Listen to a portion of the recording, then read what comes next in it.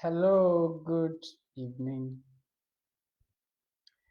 So, like my internet is giving me a very unpleasant signal, but I think I'm good now. We are live, so Airtel should not do me this way this year because there are a lot of things I actually want to do this year, and the internet will be one of the key components. So, if you are online with me, I want to welcome you to this program. And of course, this is also a brand new year, 2026. And I want to say a happy new year to you. A happy new year, officially, though unceremonial, because we've already done the celebration in our various churches, home, or anywhere you chose to um, celebrate your happy new year. Thank God this is a brand new year to all of us. And I strongly believe we are going to have a prosperous new year. Every plan that you have, everything you've set out to do in the year 2026, I pray to Almighty God that you will be able to achieve them. And I strongly believe that this year will be far, far better than last year, on the condition that you also plan yourself. So I remain your old Simeon Umar, and this is Path to Wealth Creation platform, a platform that is designed to impact and educate young generations, including the millennial and Gen Z, and new beginners to real estate investment to make profitable and sustainable real estate investment. Be rest assured that any information you are getting from this platform is genuine, is authentic, and I'm going to give you every necessary support you need to invest wisely in real estate. So follow me every Friday at 7 p.m. on this platform as I share to you what is happening in the industry and everything you need to know about real estate investment. So I want to welcome you once again to this program, and I want you to be rest assured that we are going to guide you and let you know everything you need to know about real estate investment. So today I'll be sharing a very interesting topic. When I share it on Facebook, I saw people's reaction. Some people commented and said, "Hope you are not trying to discourage us from giving." That is not part of what I'm here to teach. Of course, giving is very important and is very good for your survival. It's good to give. We have been taught, we have been guided on how to give. So this platform will not discourage you from giving because um, it is part of our obligation to give and to receive. In fact, it is more profitable to give than to receive. So I'm not here to discourage you on what to give, how to give, and when to give. I'm here to make you know that whatsoever you are doing, be intentional about it. And that's why the topic says, think like an investor and act stingy. In the year 2026, think like an investor and act stingy. Now, when I say act stingy, I didn't say you should think like. So there are two different things. You can think like an investor, and of course, act in a different way. And I've come to realize that when you are able to do this, it will help you to live a balanced life. It will help you to live intentionally. It will help you to plan yourself, plan your life, your investment, your expenses, your anything you're doing, anything you are doing. It will help you because when you think in a particular direction, your focus and your attention will be towards achieving that thing. No investor put in their money without having done their own due diligence. No investor spend their money recklessly. No investor throw his or her money away without some reasons behind it. So be intentional in everything you do. And that's why I say you should think like them. Because if you don't think like them, you can't become or be like them. And the best way to think like them is to study them, is to read about them, and if necessary, have them as your mentor. It will go a long way. You may not have direct access to them, but what about the materials, the books, probably that they have written or somebody have written about them? So with this in view, you can easily understand the way they think, even though you are not close to them. I've bought some books that have been helping me on how to think like an investor. And those things that I've read have also helped me to be more wiser, if there is anything like that, and to also spend intentionally and to also invest intentionally. So thinking like an investor is to have a mindset of financial management and discipline. And act like a stingy is to be prudent, is to know why you are really spending. I actually work very closely with one of my neighbors years ago, and people had been talking about this man as being a stingy person. And I was like, is this man really stingy? So I worked very closely with him and I began to study him. But on the contrary, this man is not really stingy. It is just that he spends his money wisely. It got to a point that I wanted to text him and I went to him that, please, can I get X amount of money from you? And to my greatest surprise, you think the man gave me the money, right? He didn't give me the money. He only advised me on how to get that money.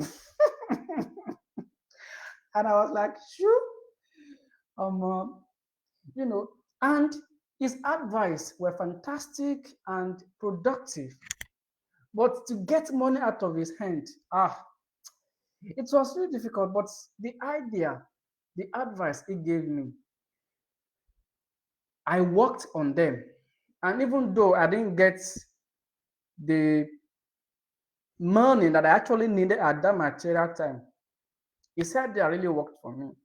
And there is also an adage or probably a quote that says, any money that you can give, don't borrow anybody. Any money that you can give out, don't borrow out. And the truth is, if you probably borrow somebody your money and the person couldn't return it, you feel bad, you feel disappointed, you feel betrayed, or even at a point when the person is using it against you, you feel discouraged. But if you actually give out a money that you can easily free your mind from it, even whether the person pays back or not, you are not really bothered. So you are good.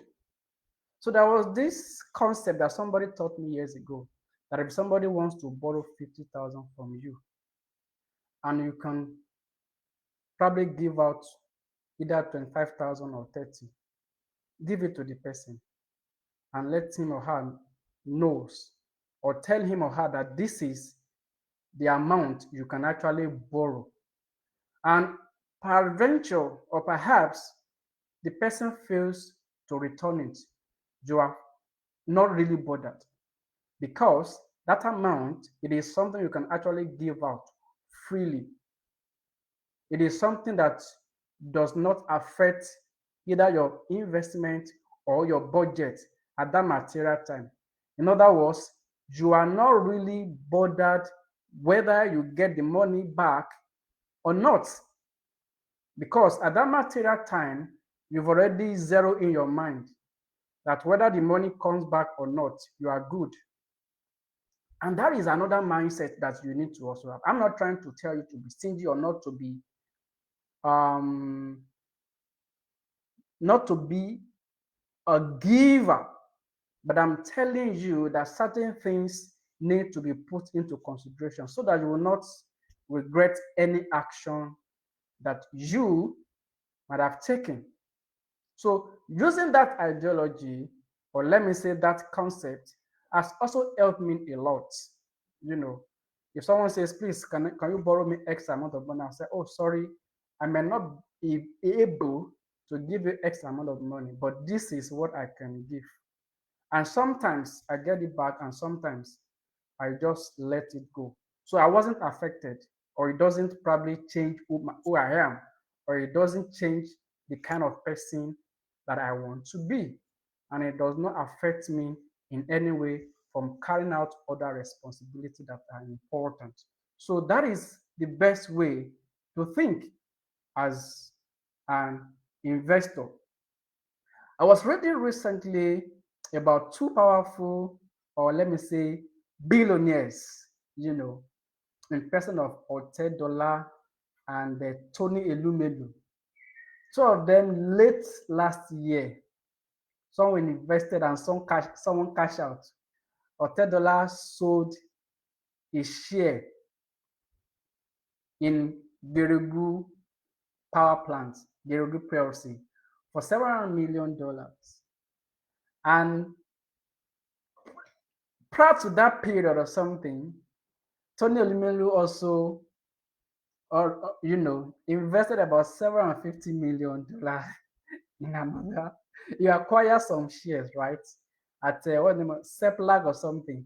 And I was wondering what is happening now? What is going on? At the same period, December, one cash out, one came in, and those are strategic decisions. Zero, those are strategic decisions. And you need to begin to ask yourself, what is the rationale behind this move?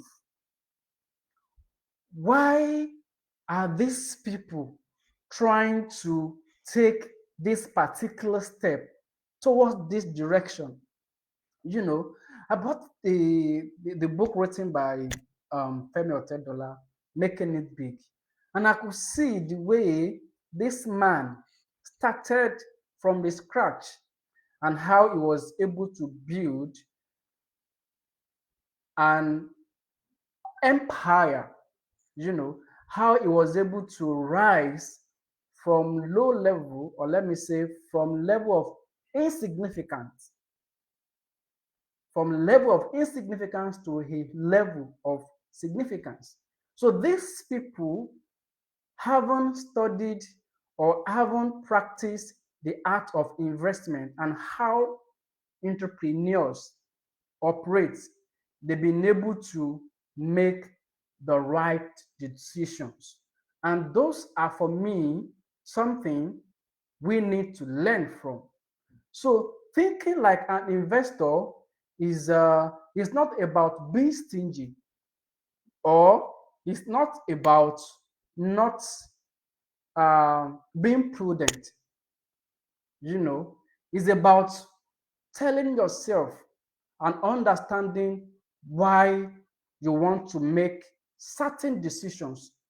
You think about the long time benefit of what you want to put your money into, and not about the short term benefit. You think about future inflow or future gain, and not about instant benefit. So sometimes we have to delay what I call delayed gratification. You have to apply delayed gratification because of what you really want to enjoy in the future. Sometimes you have to discipline yourself that, okay, let me just apply this measure and wait for future returns. So these are the ways through which you need to think like them. And will now help you to channel your resources intentionally, channel your resources productively, and without living your life based on luck or assumption. You are really, really intentional about the way you spend your money. And there is somebody I also look up to as one of our, will I call him role model. And I study his lifestyle. I look at the way he talks about finances and investment and spending, and I could see a man who is intentional on how he spent his money, someone who is prudent. Meanwhile, people around him look at him and concluded that he's a stingy man. But of course, I've also taken this assumption, and until I took time to study him and look at how he has been able to accumulate wealth and maintaining a simple life, well, I will have no other choice than to mention his name. I believe you will know him as well. The person of Peter Obi.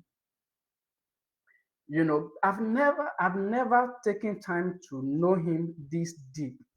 And until when it came to contest for the post of president in 2023, and I took time to read a lot about him, and I really came to a conclusion that this is the example and epitome of wealth and wealth management.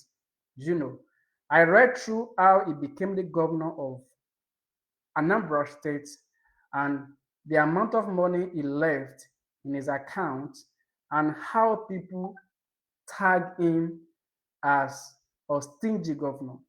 And he came out to clarify that is not somebody that spend money recklessly. It is a prudent man.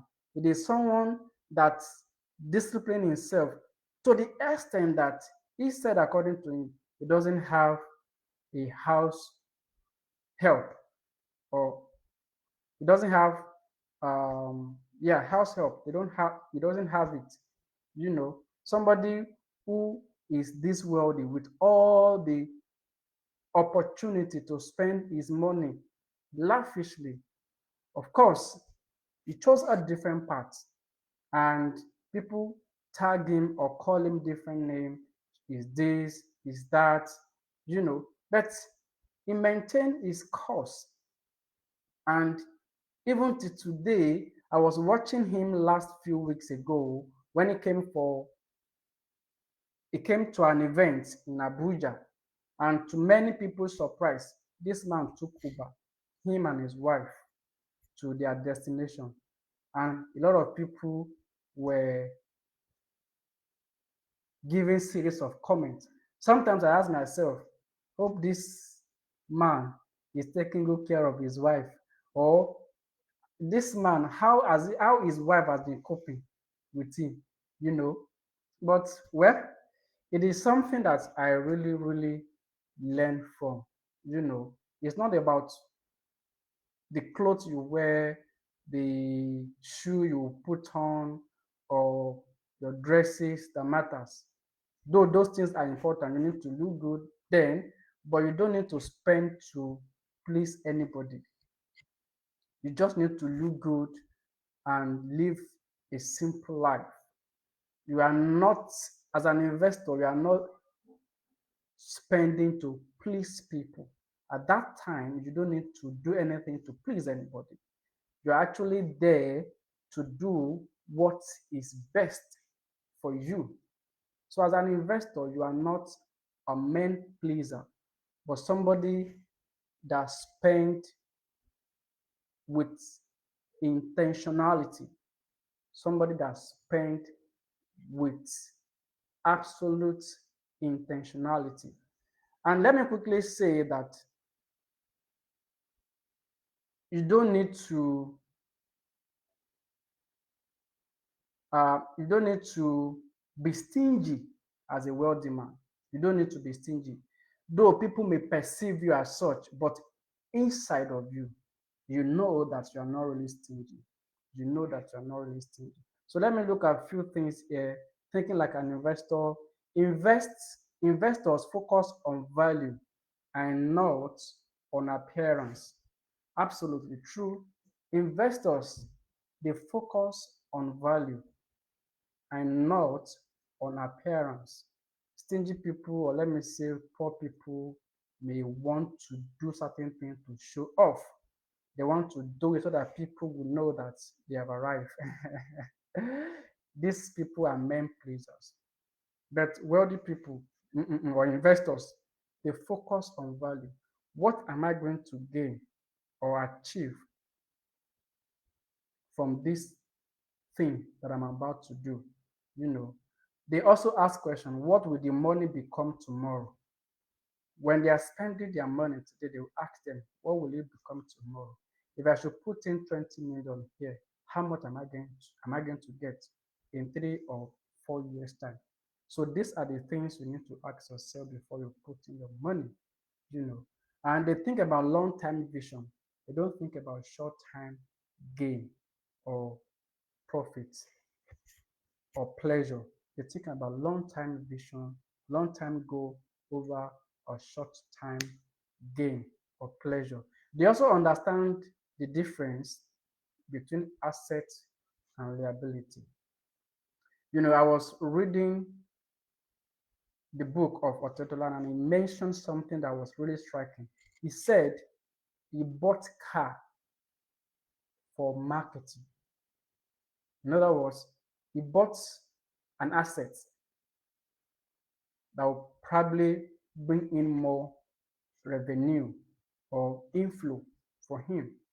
So when you buy a car, is you should ask yourself whether it's asset or liability. Of course, there is nothing wrong if you buy your personal car to run your daily activities. Nothing wrong about that. But when it comes to investing, you need to ask yourself, what why am I buying this car? Is it because I want to feel good or because I want people to know that I have money or I'm wealthy or why? So investors identify the difference between asset and liability. And if you even buy your own property, that doesn't mean that you have acquired an asset. Buying your own property doesn't mean that you are bought an asset because you are not really getting any direct inflow from such assets. So owning or having your own home is good, but I want you to know that it's not equivalent to an asset because you'll be spending money on it, you'll be maintaining it, you'll be doing certain major repairs when necessary, using external or other money that comes to your account or to your hand, and not from the income that home is generating. So you need to know the difference between asset and liability. So let me say, acting stingy is not is stingy is discipline and not deprivation. Act like a stingy is being disciplined and not a deprivation. If you know that eating good food will make you live a better life, why can't you eat good food? And instead of depriving yourself of eating healthy food, go ahead. It's not being stingy. In fact, for you to also build wealth and enjoy it, you need to eat good food. So it's about discipline and not deprivation. And it's also being careful and being intentional about how you spend your money, cutting unnecessary expenses. That's what I mean by saying that you need to act like stingy or like a stingy man. So that is what it means.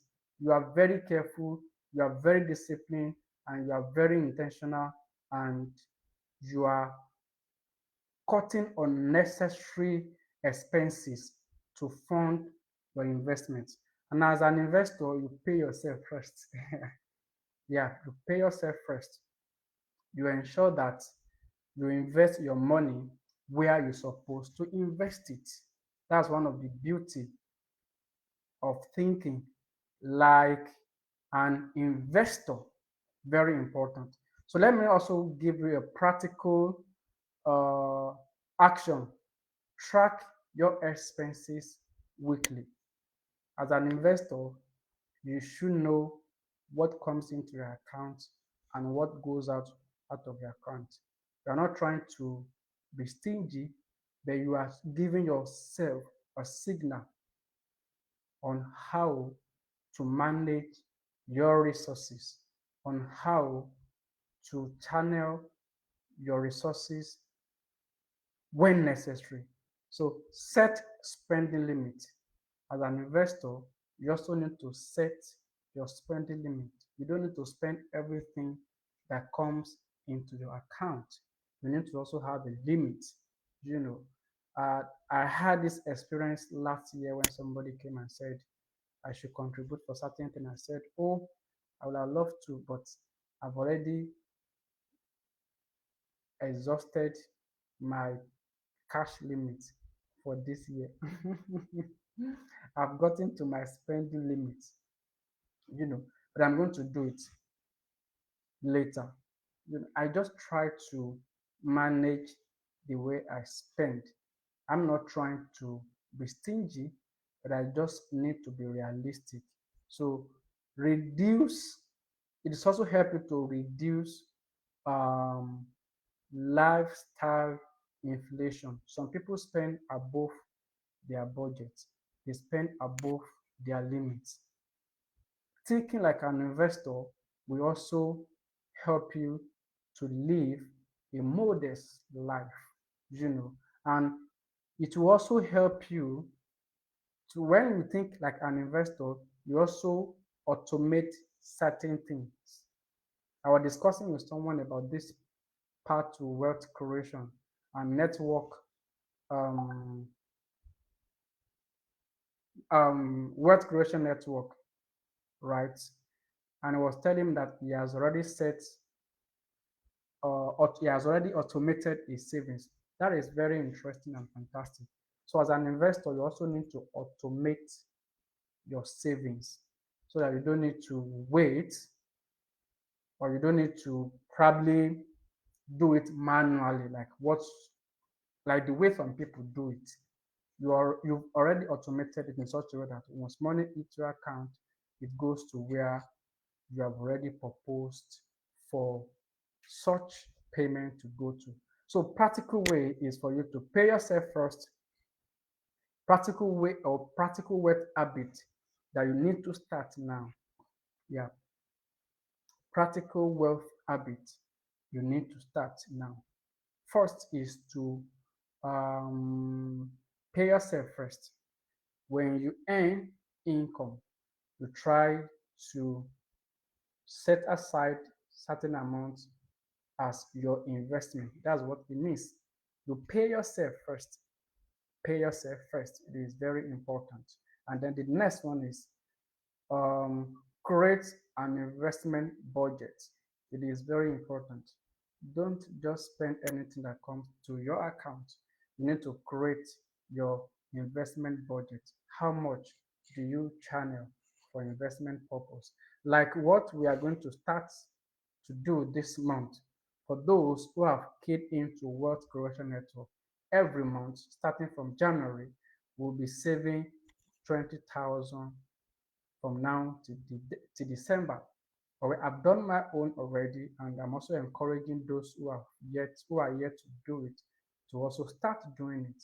We have 30 people who have already keyed into it, and then the second batch is out already, and we have about 10 people who are already subscribed to it, and more inquiries are coming, and I'm also planning to see how I can increase it even in this current year. So if you are here listening to me and you've not been part of Wealth Creation Network, I want you to sign in and let's build wealth together coming this year.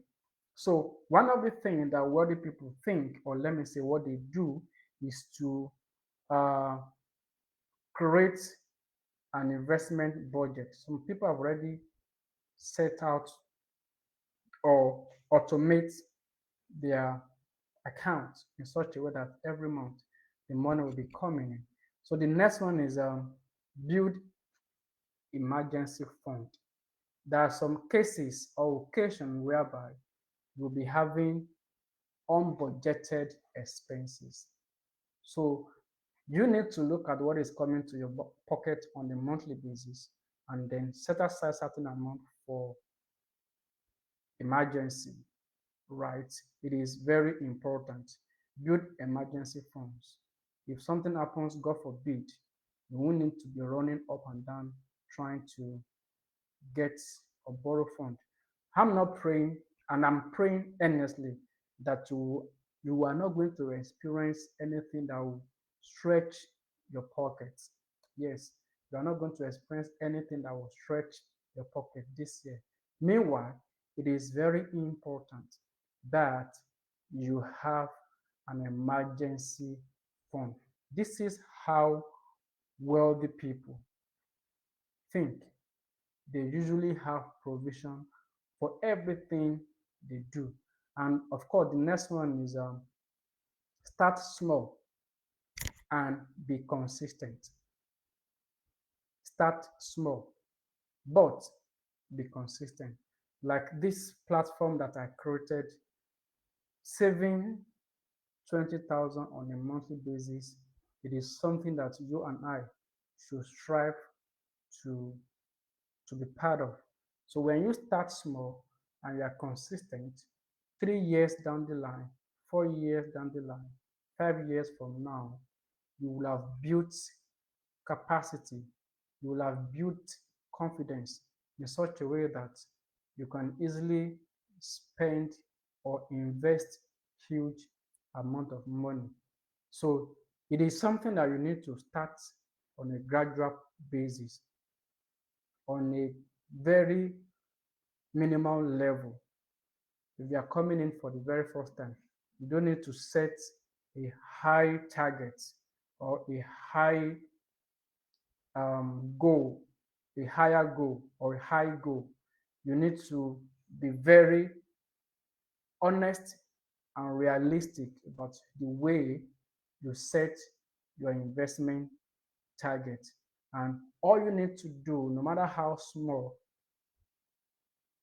you have to be very consistent. It is very important to do that. And of course, invest in knowledge before investment product.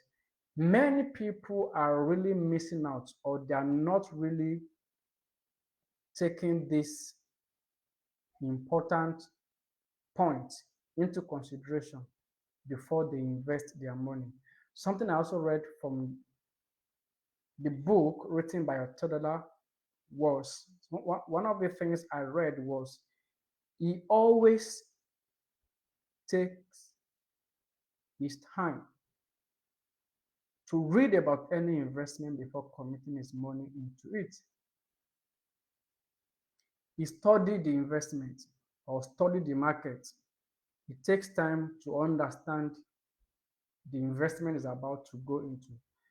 It is very unfortunate that many people invest in real estate without even knowing anything about real estate. And that's why they are being scammed. That's why they are being misled. And it's quite sad that many people lose their money because they don't have adequate knowledge about what they are investing into. I read in the book when Tadala wanted to go into real estate. Of course, he has friends that are already playing big in the sector, but that wasn't enough for him to venture into it. He said he did a lot of research, he read books, and having understood the sector, he started gradually. He didn't put all his energy into it. He started bit by bit. And that was part of what really saved him when he was declared bankruptcy. When he went bankrupt, that was what really saved him. I mean, when he ran into debt, sorry, when he ran into debt, one of the safest parts for him was the real estate investment he had.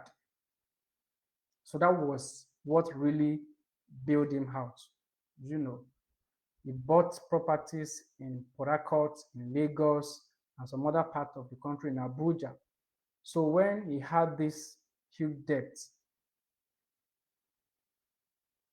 around him, one of the things he did was to allow some of his creditors to take up those properties. And it really saved him from, at least to some extent, in paying off his debts. So you need to understand or invest in knowledge. As you can see behind me, before I started this program, I invested a lot. I bought books, watched programs, watched videos online before I started it. So if you are here listening to me, one of the things you also need to do is to invest in knowledge before investment product. So the next thing is what you also need to do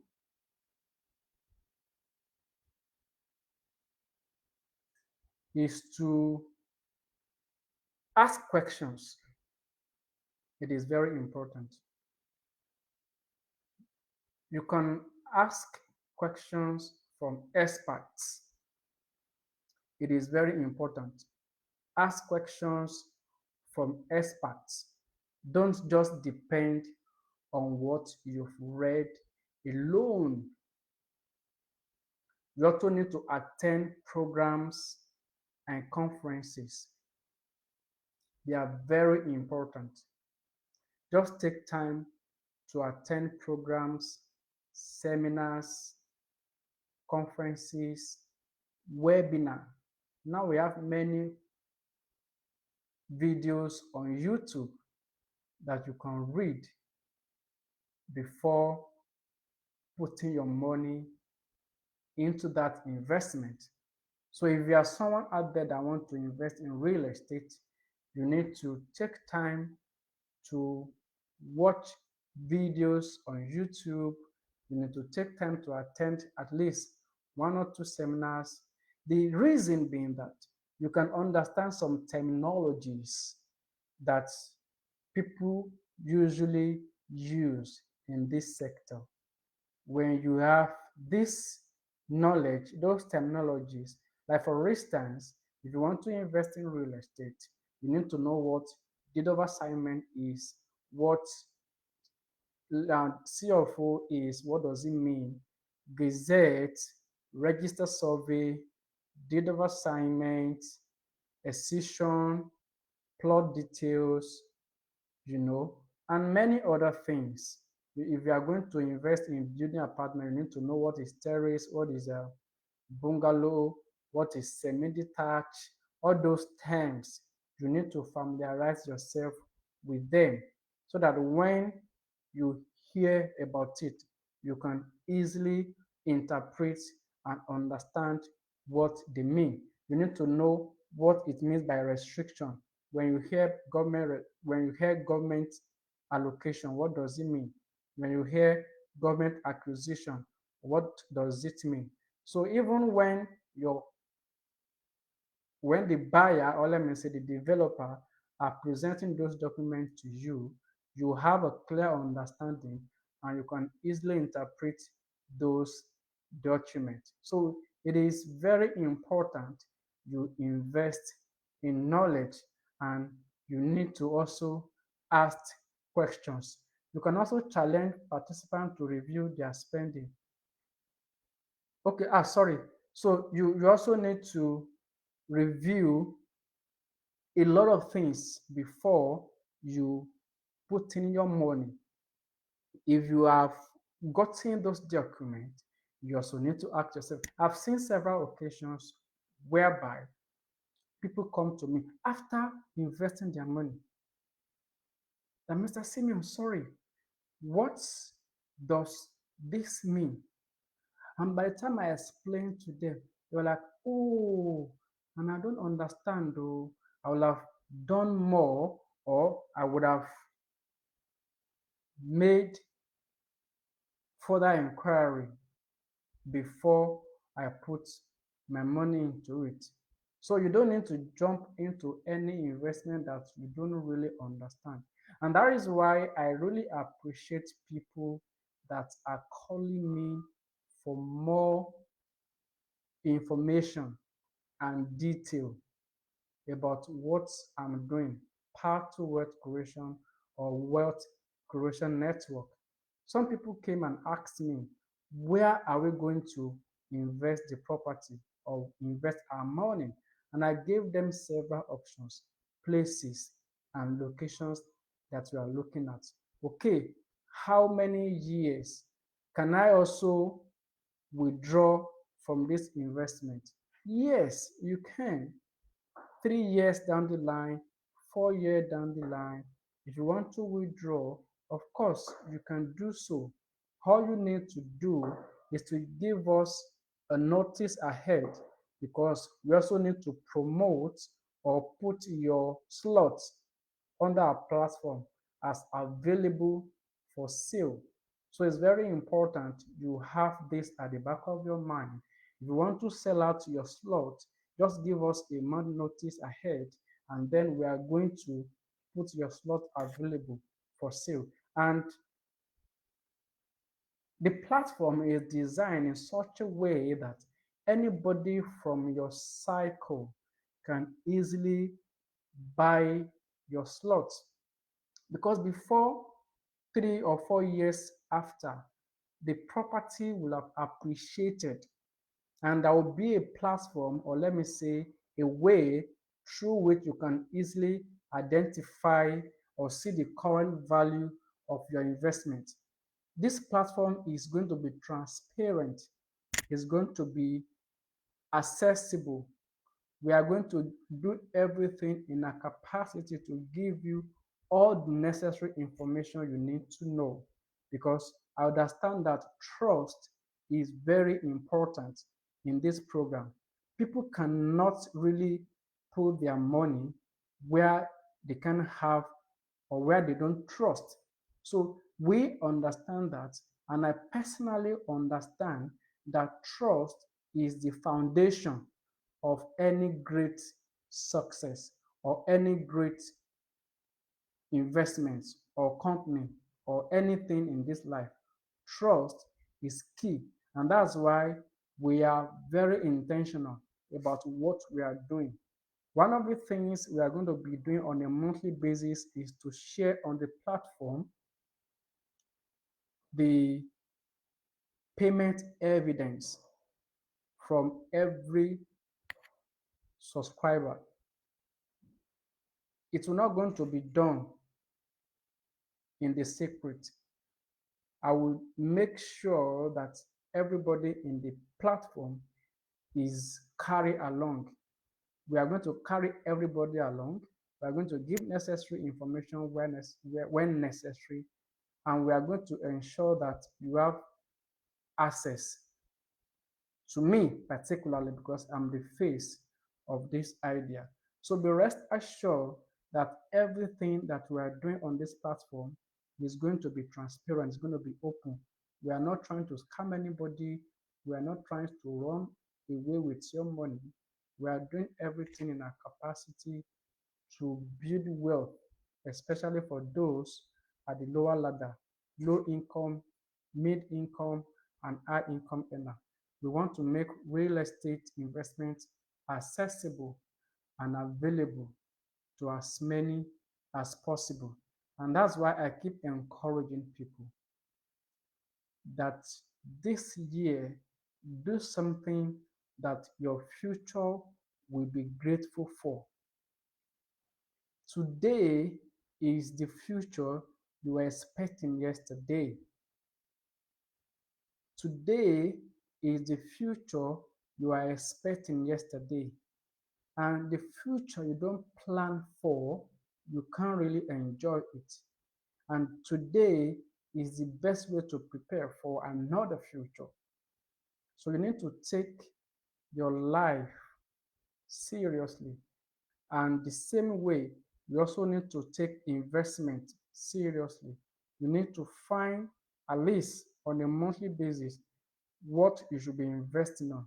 I was sharing with somebody who told me that he has debt around him. And I told him, I said, you are not the only one that is in debt. As a matter of fact, when you have debt, you also need to have investment so that as you are paying your debt, you're also building investment somewhere that will cater for your tomorrow. Why some people run into debt is because they don't have any backup. Imagine when Otedola was in debt and it doesn't have any investment like real estate, shares, and other investment um, instruments. It would have been a catastrophe. But the fact that he has some investment that are yielding returns for him on a monthly basis and annually, he could confidently tell the creditors to take over those assets and use them to pay off his debt. Sorry if I had to use a scenario from the Bible when a woman ran to Elisha and said, my husband is late and the debtors are here to carry my children. It was a sad story. Sometimes when we are reading a story that we are not part of, we don't really understand how devastating and how terrible the experience would be. So the woman ran to meet the prophet and said, really, your servant is faithful. Your servant fears God. But now the creditors are here to take my children as a replacement to what my husband was owing before he died. And the man said, what do you have? He has no asset, he has no investment, he has nothing that could probably pay off his debt. So the woman said, my husband has nothing, and even me, the only thing I have is a jar of oil. And the man of God said, okay, it's okay, it's okay. If that's all you have, it's okay. Go and borrow more vessels and keep pouring that same oil that you said you have and keep pouring inside those vessels and use them to pay your debts and leave the remaining one to survive. I'm just trying to figure out. Let's assume this woman pay off her husband debt and the remaining one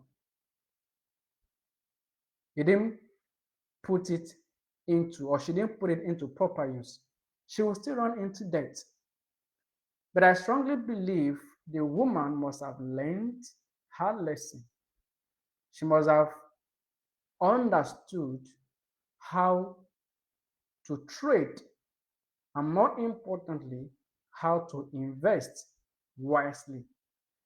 Because if not, I strongly believe she will still run into debt if care is not taken. So sometimes you need to be careful the way you live your life. You need to be prudent. You need to be intentional about how you spend your money. You need to be very calculative. You need to be very intentional when it comes to investment. So as we are entering this new year or haven't entered the new year, my question is, what plans have you put in place to ensure that you don't end this year the same way you ended last year? So it is very important for you to ask yourself, hope I'm not going to end this current year the same way I ended last year. So the only way through which you can end the current year differently is for you to think differently, is for you to spend differently, and for you to invest wisely. It is very important you put all the things that I've said into consideration. I know it won't be easy, especially for those of us that have not done it before. I perfectly understand and I sincerely agree with any reason whatsoever that you will come up with to justify why you can't really invest this year. But my advice to you is no matter what happens to you last year is a product of how you were thinking. So this year, you need to think differently. This year, you need to be very, very intentional. You read materials, you read books, you read journals, you go online to seek knowledge. And I strongly believe that by the time you do all this, you are going to have a good and a prosperous new year. So this year, I'm encouraging you. This year, I'm challenging you. And this year, I want you to make a difference. I want you to determine, I want you to be determined, and I want you to be intentional about how you spend your money this year. And you need to think like an investor because wealth is built quietly through discipline. Wealth is built quietly through discipline before it is celebrated loudly. Wow. Wealth is built quietly through discipline before it is celebrated loudly. So until I come your way next week on this same program, Path to Wealth Creation, I want you to think wealth and grow rich. Thank you and God bless you.